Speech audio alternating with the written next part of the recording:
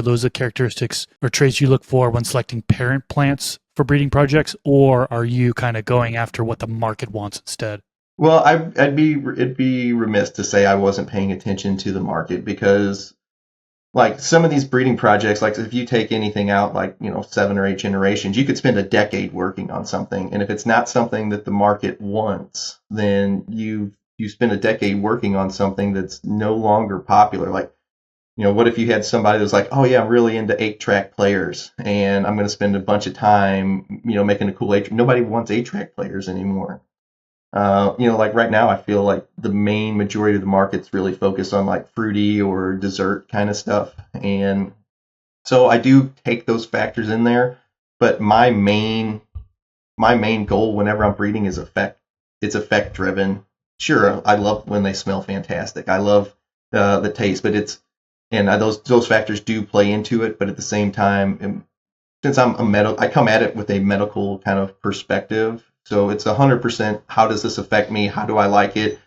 How do the people that tried it like it? Do they like this at all? If they don't like it, I've had ones where I made where I thought they were great, but they just did not get a great reception from like the public. And that's why you do tester runs where you're like, well, what did you guys like this? They're like, yeah, it grew great, but I didn't really like the flavor profile, or maybe it came out a little extra mentholy or something like that. And it's just you have to base your decisions on kind of like the majority of your clientele, what they like, stuff like that. If I was just making it for me, then I wouldn't care what anybody else said. You know what I mean? That makes sense. I'm sure it's you got to be a balancing act, right? A little bit of both. You got to satisfy yourself and the market. Yeah. Now, I mean, luckily the market isn't too far away from what I like.